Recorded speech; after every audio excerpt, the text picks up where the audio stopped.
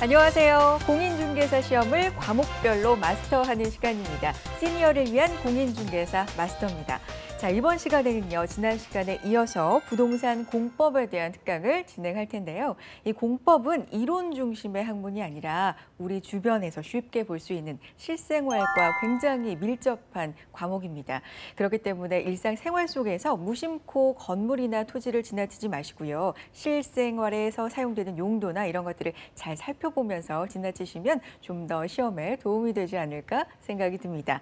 자, 시험에 합격하기 위해서 우리가 공부를 하고 있지만 합격한 그 이후도 생각을 해야 되잖아요. 이렇게 즐기면서 공부를 하시다 보면 이후에도 유능한 공인중개사로서 활동할 수 있지 않을까 생각을 하게 되네요. 자, 오늘도 조성재 교수님의 강의와 함께 하도록 하겠습니다. 부동산 공법의 대가 조성재 교수님의 강의 지금부터 박수로 청해볼까요?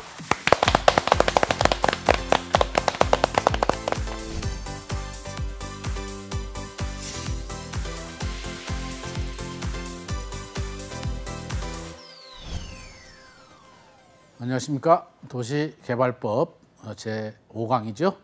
가지고 만나 뵙게 된 부동산공법 조성재입니다. 자, 우리 도시개발법은 도시개발사업을 하는 법이에요. 그 도시개발사업은 여러분들 첫 시간에 우리 도시군 관리계획 배우셨고 그 도시군 관리계획에 도시군 계획 사업이 있었어요. 즉 도시군 관리계획으로 결정해서 하는 사업 3가지.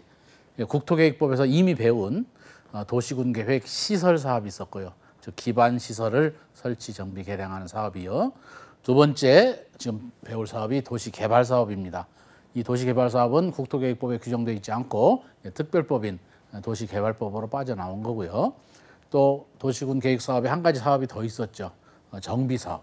이 정비 사업은 요 도시개발 사업 끝나고 그 다음에 이어져서 강의를 하는 도시 및 주거환경 정비법, 우리가 줄여서 도정법이라고도 하고요, 정비법이라고도 하는 그 법의 내용입니다.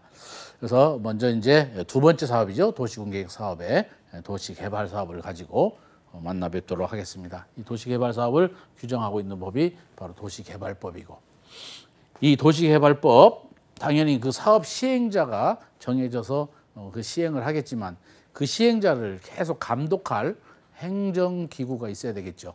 사업을 제대로 하는지.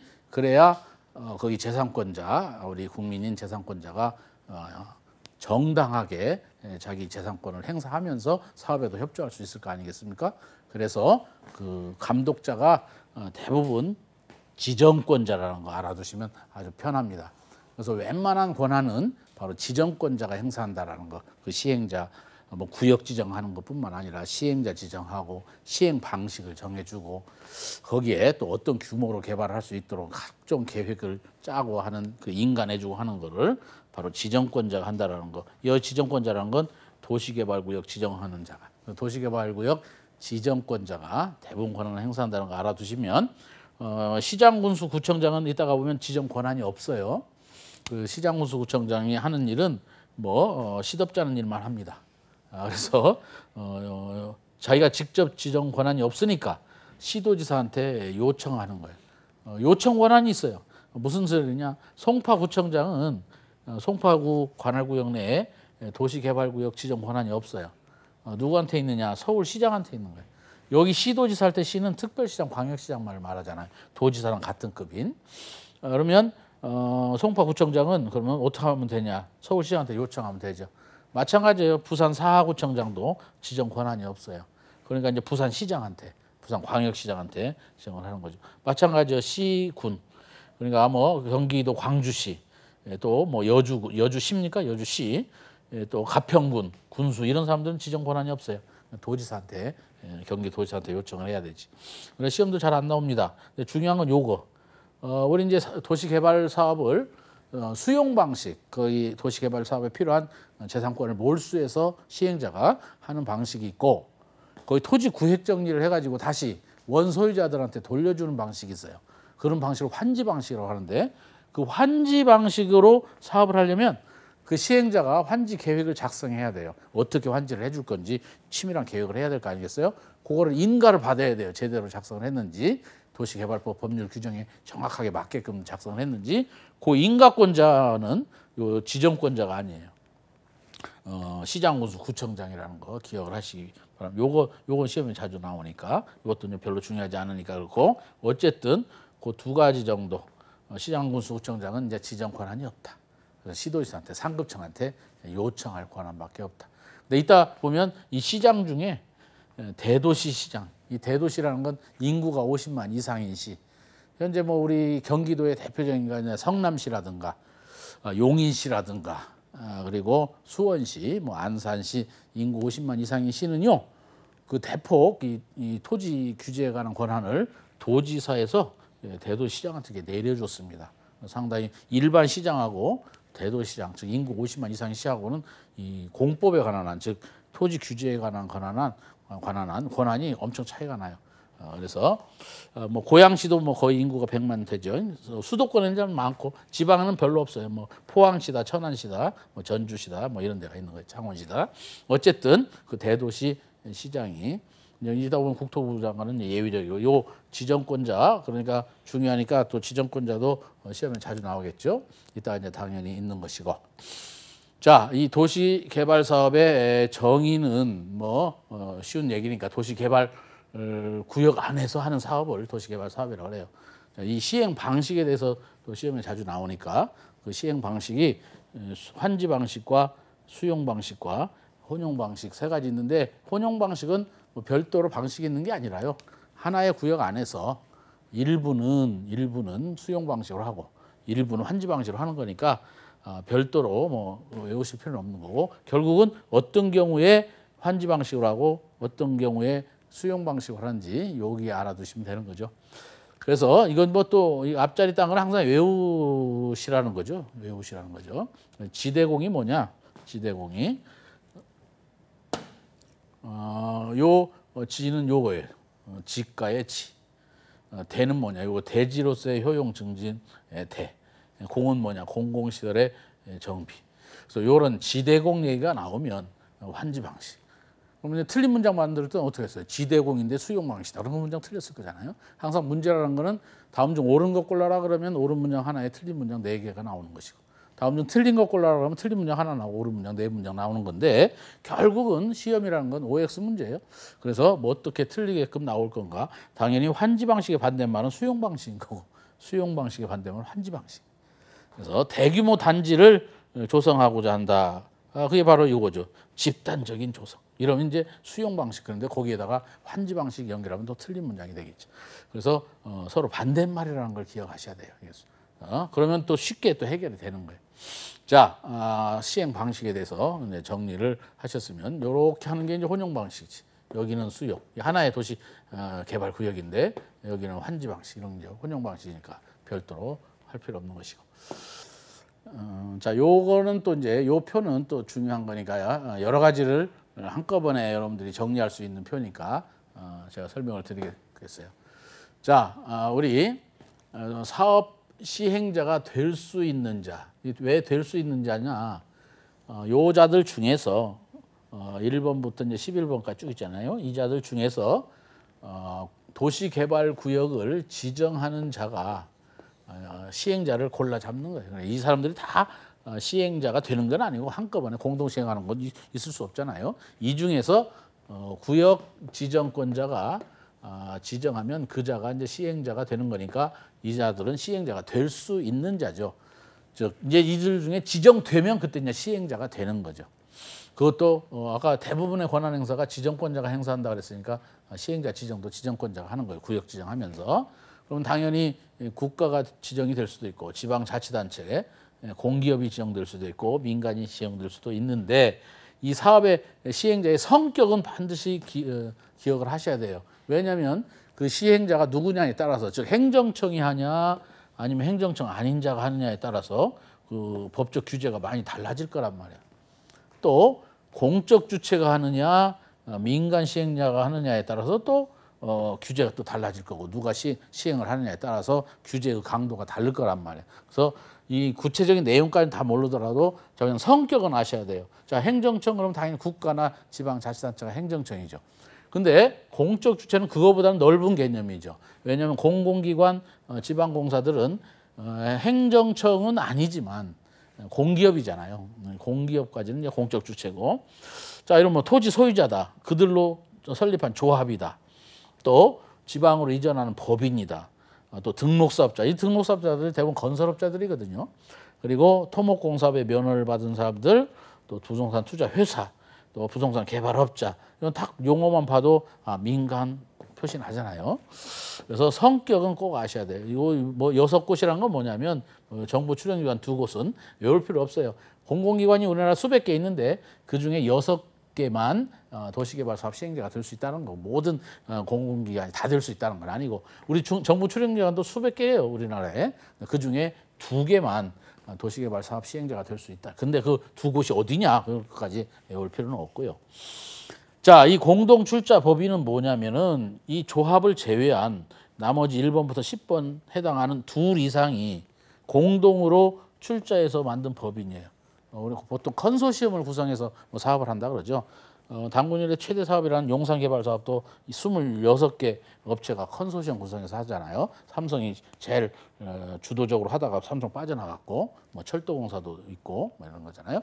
그래서 그러면 이 경우 공적 주체가 더 많이 출자해서 만들었으면 공적 주체가 되는 거고 성격이 이 공적 주체가 아니라 요 민간에 해당하는 자들이 더 많이 출자해서 설립했으면 그 성격이 요거 공동 출자 법인은 출자 비율에 따라서 성격이 공적 주체가 될 수도 있고 민간 건설 주체가 될 수도 있고 그런 거예요.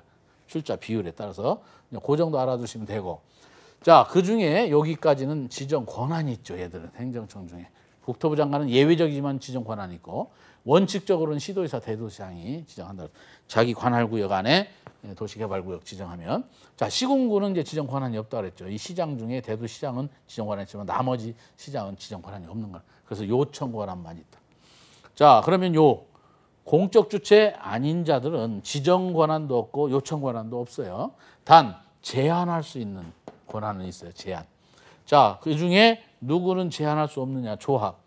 조합이라는 건 이따가 이제 공부하시는데 조합이라는 건 도시개발구역을 지정되고 나면 그 지정되고 난 도시개발구역 안에 토지 소유자들로 하는 거예요. 그러면 아직 지정되기 전이잖아요.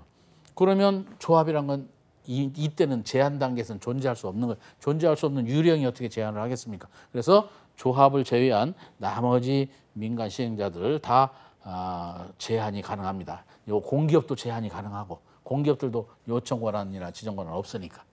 그래서 그 제한할 때 민간은 벌써 달라지잖아요. 이 공기업이 제한할 때는 이런 동의가 필요 없어요. 그런데 민간 얘들이 제한하는 조합 말고 토지 소유자라든가 지방 이전법인 이런 데는 다 제한할 수 있는 거거든요. 또 여기 얘들은 동의 필요 없어요.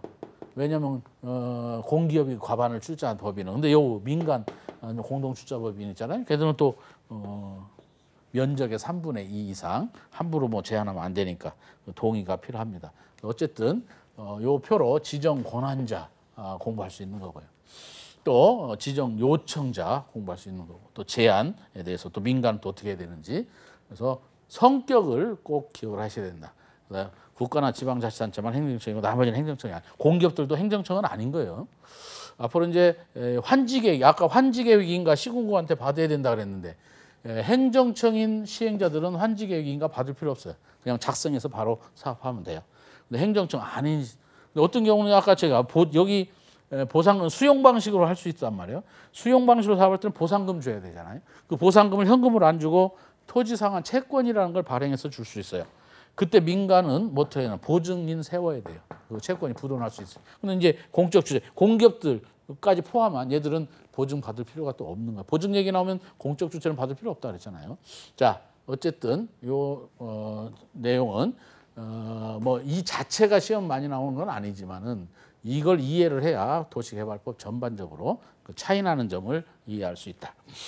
그래서 그 표는 좀 정리를 좀 하시기 바라고요. 더 자세한 내용 알고 싶으면 나는 학구열에 불탄다. 그럼 내용 공부하시면 돼요. 근데 시험은 시험이 중요하지 학구열이 중요한 게 아니죠. 자, 어쨌든 요거는 이제 우리 도시군 계획 사업, 도시군 계획 시설 사업, 개발 사업도 수용 방식 있고 환지 방식 있잖아요. 나중에 정비 사업 그걸 표 하나로 일목요연하게 그 절차를 비교하시면서 공부하라고 정리해 놓은 거고요. 그중에 이 도시개발 사업 절차, 사업이라는 건 사업의 시간적 순서대로 공부하는 게 가장 논리적인 겁니다. 시간적 순서대로. 그래서 요거는 또 반드시 여러분들 기억을 하셔야 돼요. 요 그림은. 그래서 맨 먼저 해야 되는 게 개발계획 수립입니다. 개발구역을 지정하려면 개발계획을 먼저 수립해야 돼요. 개발계획을 통해서 도시개발구역이 지정되는데 이 개발계획의 내용에는 많은 내용들을 담도록 돼 있어요. 한 30여 가지. 그러니까 요 지정권자가 대부분 중요한 것들을 정해서 사업한다는 얘기가 되는 거예요. 그래서 한 30여 가지 사항이 개발계획에 포함돼야 돼요. 도시개발법을 보면. 그중에 30여 가지를 여러분들 어떻게 다 외우겠어요. 적어도 요 4가지는 요 개발계획에서 정해진다는 걸 꼭 아시라고 요 체계도에다가도 넣어놓은 거예요. 제일 중요한 게 이제 위치겠죠. 어디에다가 할 건가, 어디에다 판교에다가 할 건가, 분당에다가 할 건가, 오포에다가 할 건가, 이게 중요한 과천에다가 할 건가. 그다음에 아까 시행자가 누구냐에 따라서 규제가 달라진다 그랬잖아요. 시행자가 공적 시행자냐, 민간 시행자냐, 또 공적 시행자 중에서도 행정청이냐 맡기는 일에 따라 또 달라지니까. 또 시행 방식이 아까 뭐 지대공일 때는 환지 방식, 또 수용 방식, 어떨 경우는 집단적인 조성 공급을 할 때는 또 수용 방식 하잖아요. 시행 방식도 요 개발계에서 정해지는 거예요. 그때 수용 방식이라면 수용 대상이 되는 재산권 목록을 작성해요. 토지가 제일 중요한 게 토지지만 기타 등등 뭐 개나리나무 하나라도 다 목록 작성해야 되는 거예요. 재산적 가치가 있는 거는. 그런 다음에 요 시행자, 정해진 시행자가 이제 무슨 계획을 작성해야 되느냐, 실시계획 시행자가, 요건 지정권자가 하는 거고, 개발계획은 요 개발계획 틀 안에서 해야 되겠죠. 인가를 받아야 돼요. 그래서 실시계획 인가 누가한테 받는 거냐, 지정권자한테 당연히 받아야 되겠죠. 대부분 권한 행사를 내가 지정권자가 한다 그랬어요. 그러니까 이런 거 다 외우실 필요 없잖아요. 지정권자 기억하시면 아주 유용. 자, 여기까지는 같아요. 수용 방식으로 하든 환지 방식으로 하든. 여기서부터는 갈 길이 달랐다. 너는 좌행선, 나는 우행선. 그러니까 여기까지는 공통 절차고. 그래서 송대관이에요. 상행선, 하행선이 아니라 좌행선, 우행선. 더 이상 계획이 필요 없어요. 수용 사용 방식은. 여기서 수용할 거 목록대로 이제 사들이면 돼요. 그래갖고 이제 사업하고 끝나면 팔아먹으면 돼요. 시행자 거니까. 시행자가 돈 다 주고 해서 사업을 했으니까. 자, 그런데 환지 방식은요. 다시 토지를 돌려주는 방식이라고 그랬어요. 그럼 어떻게 되냐? 계획을 또 짜야 돼요. 어떻게 돌려줄 건가? 큰 평수 갖고 있는 사람 큰 거 줘야 될 거고, 위치 좋은 땅은 작은 거 갖고 있어도 좋은 거 줘야 될 거고, 위치가 안 좋고 토지는 넓은데 위치가 안 좋으면 또 뭐 작게 줘야 될 거고. 자, 그러면 어떻게 합리적으로 그 토지의 위치, 지목, 면적, 토지를 수리 이용 상황, 그 토지의 가치를 평가를 해서 감정 평가를 다시 해야 되는 거예요. 그냥 주먹구구식으로 이쁜 놈이니까 너는 여기 저 코나짜리 갖고, 너는 못생겼으니까 잘생겼으니까 좋은 거 받고, 못생겼으니까 이거 주면 안 되잖아요. 그렇죠? 합리적으로 해야 되지. 그래서 환지 계획을 어떻게 하라고 환지 계획 작성하는 그것도 법에 다 규정이 있단 말이에요. 그래서 그렇게 했는지 안 했는지 인가 받아야 되는 거예요. 요거는 지정권자가 아니니까 내가 여기다 이렇게 체계도에다 써놨잖아요. 시공. 이건 지정권자가 한다 그러면 안 돼요. 행정청 아닌 시행자들만 또 받는 거예요. 행정청 인 시행자는 믿을만 하니까 법대로 했을 거라고 믿어주니까 인가 안 받아도 되는 거고. 그리고 사업 들어가야 되는 거예요. 그리고 사업 다 끝났어도 그냥 팔아쳐보면 안 돼요. 다시 돌려줘야 되는, 그게 바로 환지 처분이에요. 그래서 자, 중간에 뭐를 지정할 수 있느냐, 환지 예정지를 지정할 수가 있는, 반드시 해야 되는 절차는 아니에요. 요렇게 바로 사업이 끝날 수도 있는 거고, 요렇게 요 환지 예정지 지정 절차 거쳐서 갈 수도 있는 거고. 그래서 첫 시간 뭐 2강의로 나눠서 하기로 했는데 오늘 여기까지가 1강이고, 이 수용 방식, 환지 방식 어떻게 해야 되는가가 2강, 이런 식으로 강의가 진행되겠습니다. 자, 지정권자 반드시 기억을 하셔야 되죠. 대부분의 권한 행사를 지정권자가 한다 그랬으니까. 그래서 원칙은 이제 시도지사, 대도시 시장이다. 예외적으로 국토부 장관이다.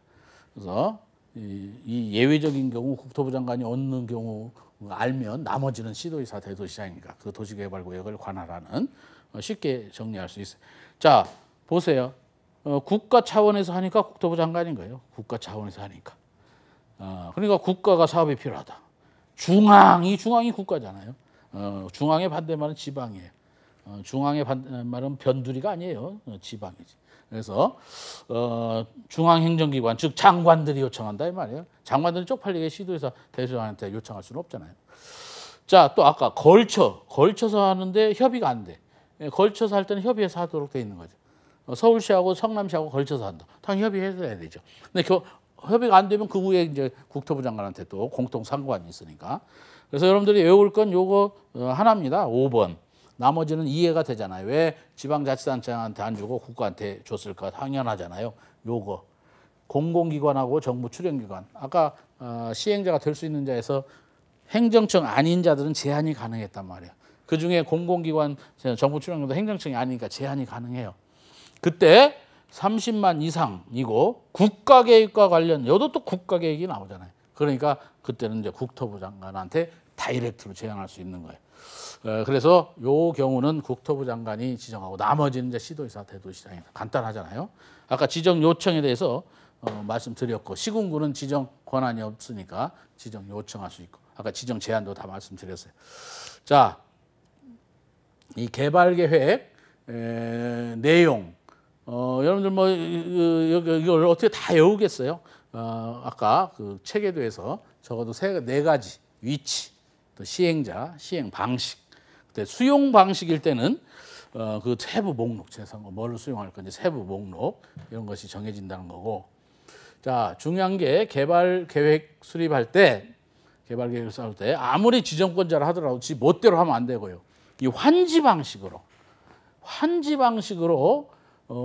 사업 시행 방식을 정해내면 다시 토지를 돌려주는 방식이니까 그들의 동의가 있어야 돼요. 수용 방식일 때는 필요 없어요. 수용 방식일 때 개발 계획 수립할 때는 필요 없고 환지 방식일 때는 요게 필요합니다. 면적의 3분의 2 이상, 토지 소유자 총수의 2분의 1 이상. 예를 들어 면적이 3만 제곱미터다. 그럼 적어도 찬성한 사람들의 면적이 2만 제곱미터가 넘어야 된다는 거고. 거기 토지 소유자 총수가 100명이다. 그럼 적어도 50명이 넘어야 된다는 거예요. 그 찬성하는 사람들. 그래야만이 환지 방식으로 개발 계획할 수 있어요. 이따가 이 환지 방식일 땐 다시 토지 소유자한테 돌려주는 방식이니까 원칙적으로 토지 소유자나 조합, 그들로 설립한 조합이 사업을 시행하도록 돼 있어요. 환지 방식으로 할 때는. 다른 자가, 아까 시행자가 될 수 있는 자가 1번부터 11번까지 있었잖아요. 물론 다른 자도 할 수 있지만 원칙적으로 그렇다는 거예요. 그러면 이제 조합 설립할 때도 똑같아요. 조합 설립할 때 동의를 얻어서 조합 설립 인가를 받아야 되거든요. 이 조합이 법인이에요. 법인님은 지정권자한테 우리 이렇게 조합 설립해서 사업을 하려고 합니다. 인가내 주세요. 그게 조합 설립 인가인데 그때도 똑같은 거예요. 그래서 개발 계획 수립할 때나 조합 설립할 때나 동의 요건 한 번 외워놓으면 두 군데 다 써먹을 수 있으니까. 자, 시험에 자주 나오니까 말씀드리겠죠, 당연히. 요건 좀 알아두셔야 돼요. 원칙적으로 개발 계획을 먼저 하고 구역을 이렇게 지정을 해야 돼요. 개발 계획을 통해서. 그런데 예외가 인정된다는 뜻이죠. 예외가 뭐냐? 구역부터 지정하고 요거. 구역부터 지정하고 개발 계획을 나중에 할 수 있는. 왜 그러냐?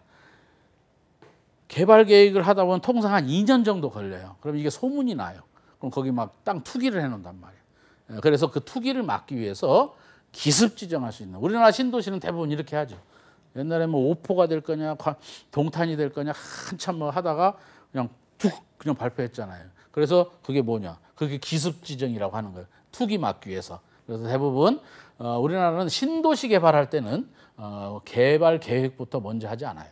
구역부터 꽝 지정해놓고 나중에 왜냐하면 그 구역 지정 시점을 가지고 감정평가해서 보상금 줘야 적게 주지. 투기해놓은 대로 하면 안 되잖아요. 그래서 이렇게 예외가 있을 수 있다는 걸 알아두시고 그다음에 그 개발구역의 규모가 용도 지역에 따라서 달라요. 일정 규모 이상으로 해야 되는데 그래서 이렇게 용도 지역 공부는 중요하단 말이에요. 주거 지역에다 지정할 때는 1만 제곱미터 이상. 이 끝에 이제 만 있어요. 다 만 이상은 공통적인 거예요. 상업 1만 이상, 자연 녹지, 생산 녹지도 1만 이상. 이런 데는 이제 1만 이상인데 공업 지역은 3만 이상으로 해야 되고 자, 이렇게 도시 지역, 외의 지역에다가 지정할 때는 30만 이상으로 해야 되는데 이 10만은 뭐냐? 초등학교하고 도로가 확보됐을 때. 왜 도시 지역, 외의 지역은 30만 이상으로 하라고 하느냐? 기반시설이 없으니까 그래요, 여기는. 그래서 기반시설도 같이 하면서 개발해야 되잖아요. 근데 기반시설 중에 제일 면적 많이 차지하는 게 도로하고 초등학교란 말이에요. 그게 확보됐으니까 10만 이상해도 된다, 이런 얘기. 그래서 어쨌든 그 규모 또 외우셔야 되는 것이고, 외울 게 많습니다, 공법은. 어쨌든 뭐 도시개발구역 큰 구역을 분할해서 사업을 할 수도 있던 거, 서로 떨어진 구역인데 그걸 결합해서 사업을 할 수도 있는 겁니다. 하나의 사업으로. 자세한 거는 여러분들 읽어보시면 충분히 이해가 되고, 해제의제라는 건 뭐냐? 도시개발구역을 지정했는데 그 후에 후속 절차가 이루어지지 않으면 해제된 걸로 보는 거예요. 그거는 또 정리된 게 있습니다. 요겁니다. 구역 지정되고 3년 이내에 실시계획 인가를 신청하지 않는다. 그러면 이제 후속 절차가 이루어지니까 사업이 안 될 거니까 구역 없애버린다, 이 말이죠. 근데 아까 구역이 먼저 지정될 수도 있다 그랬잖아요. 그때는 구역 지정되고 개발 계획도 해야 된단 말이에요. 2년. 5년은 뭐냐? 면적이 330만 이상, 100만 평이에요. 어마어마하게. 그럼 개발 계획 하기도 어렵죠? 그래서 5년 주는 거고. 요건 뭐냐? 개발 계획은 했어요. 근데 뭐를 또 안 하냐? 실시 계획. 그거 3년이고, 이거 5년은 뭐냐? 330만 이상일 때. 이거는 뭐냐? 이거는 이제 X가 중요해요, X가. 사업이 안 되니까 없어지는 거예요, 구역이. 근데 요거는 사업을 완료했기 때문에 더 이상 도시개발 사업할 필요가 없잖아요. 그러니까 정반대예요. 사유가. 사업이 진행을 못해서 해제, 요 경우는 사업이 완료돼서 해제. 그래서 요 경우 사업이 안 돼서 해제되는 경우는 원래 용도 지역으로 돌아가야 되는 거, 지정되기 전에. 근데 요 경우는 돌아갈 수가 없는 거지. 이미 다 끝났기 때문에. 자, 그게 바로 그 도시개발 구역에 관한 내용이고, 그 다음 내용부터는 이제 시행자 조합, 또 수용 방식, 사용 환지 방식은 다음 강의에서 만나 뵙도록 하겠습니다. 수고하셨습니다.